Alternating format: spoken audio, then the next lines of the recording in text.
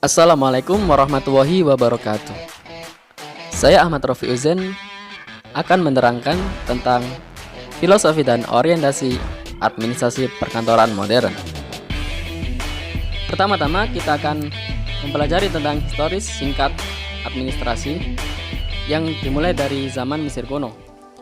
Analisa dari peninggalan-peninggalan sejarah Mesir kuno membuktikan bahwa aspek-aspek administrasi sudah ada pada bidang pemerintahan. Hanya saja, proses administrasi dijalankan bukan untuk kepentingan rakyat, tapi hanya untuk kepentingan kaum penguasa dan keluarganya. Lalu kita menuju ke masa Tiongkok kuno. Tokoh utama dan pertama pada masa Tiongkok kuno adalah Konfusius. Konfusius terkenal tidak hanya sebagai ahli filsafat dan rohaniawan yang agung, tapi dikenal pula sebagai negarawan dan administrator. Pada masa itu, Konfusius telah menyusun tentang ketentuan-ketentuan administrasi negara yang merupakan kode etik bagi pejabat pemerintahan. Tokoh kedua dalam masa Tiongkok kuno yaitu Zhou. Zhou pernah menjabat sebagai Perdana Menteri dan menciptakan Undang-Undang Dasar Zhou. UUD Zhou merupakan syarat-syarat yang cukup berat dipandang kacamata modern yang harus dipenuhi oleh setiap pegawai pemerintahan, antara lain kejujuran, kecakapan, pengabdian pada masyarakat, pengetahuan tentang kondisi negara, giat dan produktif. Setelah masa Tiongkok kuno, kita beralih ke masa Gereja Katolik Roma. Gereja Katolik Roma telah memberikan sumbangan yang besar dalam perkembangan administrasi dan manajemen. Tidak hanya pesatnya ajaran-ajaran yang suci, tapi yang paling menonjol adalah rapinya organisasi kegerejaan di Roma. Pada masa ini dikenal pula bahwa administrasi dan manajemen sebagai seni. Dan yang terakhir kita pergi ke masa revolusi industri 1 di Inggris. Pada masa itu telah terjadi perubahan yang radikal, yaitu dari job-centered berubah menjadi human-centered, yang artinya dari orientasi terhadap pekerjaan berubah ke orientasi efisiensi dan efektivitas.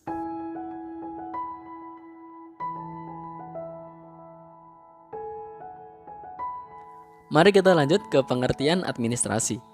Secara etimologis, administrasi berasal dari bahasa Latin yang terdiri dari kata ad, yang berarti intensif, dan ministrare, yang berarti to serve, melayani.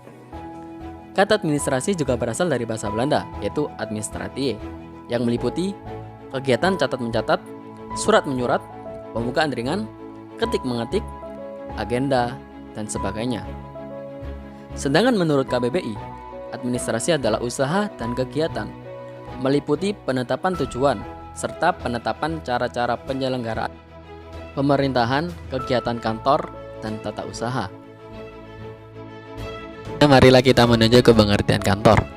Menurut Kamus Besar Bahasa Indonesia, kantor adalah balai, gedung, rumah, atau ruang tempat mengurusnya suatu pekerjaan.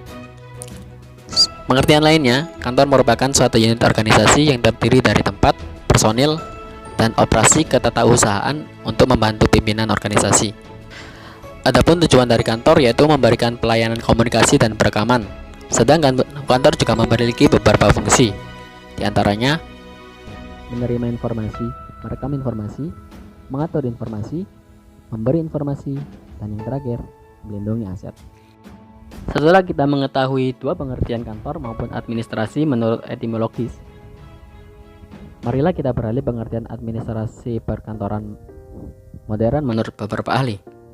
Yang pertama, menurut William Spiegel and Ernest Davis dalam bukunya yang berjudul Principles of Business, Organization and Operation.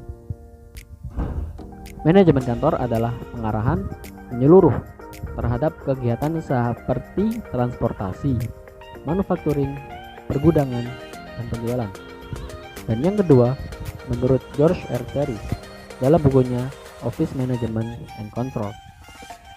Manajemen kantor adalah perencanaan, pengorganisasian, pengkoordinasian, dan pengawasan pekerjaan kantor dan pelaksanaannya untuk mencapai suatu tujuan.